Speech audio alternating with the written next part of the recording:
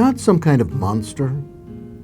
Before you say no too quickly, think about what we commemorate and even celebrate this week: the tortured to death of Jesus. We say that the death by crucifixion of Jesus, the Son of God, was in accord with the will of God the Father. Doesn't that sound like some form of child abuse? What kind of father would expect such a death of his child? And what kind of people are we who celebrate it? Let's face it, it all looks rather ghoulish at first glance.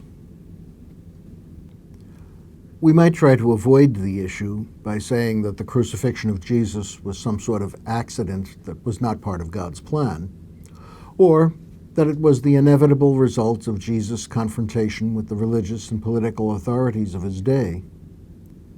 But the New Testament does not let us use those sorts of comforting evasions.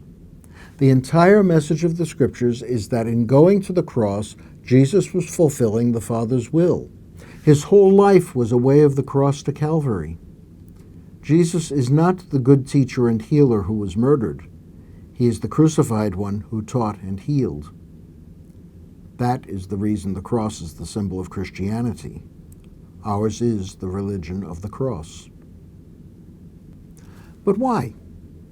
Why do we say that the death of Jesus, rather than, for example, his healing the sick, is the source of salvation?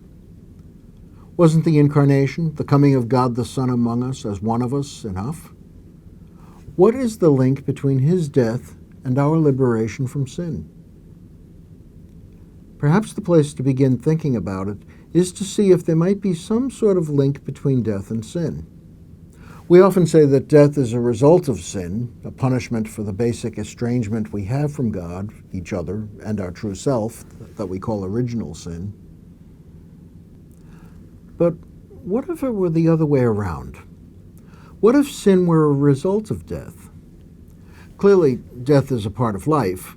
All living beings die, even those that do not sin. Death is built into creation. It's the engine that drives evolution, with species and individuals dying to make room for yet others. However, most of creation does not know that it will die. A few animals seem to have some idea of death, but none besides ourselves seem to understand that death is not just something out there. For us humans, death is very up close and personal. In fact, it is something that will happen to me one day, and I know it. The engagingly lively dead in Tim Burton's film The Corpse Bride sing, "Die, die, we all pass away, but don't wear a frown because it's really okay. You might try and hide, and you might try and pray, but we all end up the remains of the day." They say it's really okay, but is it?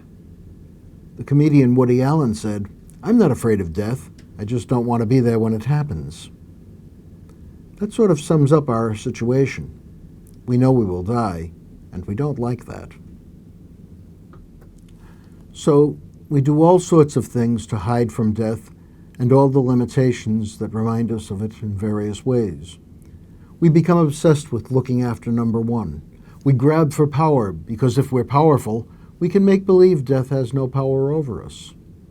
We look for fame and acclaim because we want to believe that we're too important to die. In fact, those were the temptations Jesus faced in the desert. He resisted and went to the cross. Throughout history, we have given in to the temptations. We've allowed death to estrange us from God, one another, and our own true self. Our refusal to face, accept, and perhaps even in some sense embrace death is the ultimate source of sin. And so Jesus comes among us to do what we do not do, cannot do. He goes to death with all the fear and disgust that we have.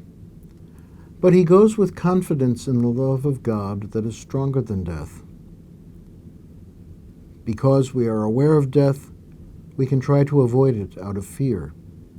But in the cross of Jesus, we now know that because we are aware of death, we can face it with hope, because by his death and resurrection, Jesus has shown us that God's life-giving love does not die. That love is not overcome by death, neither the death of Jesus nor the death of each of us. And so we mark this Holy Week with solemn joy.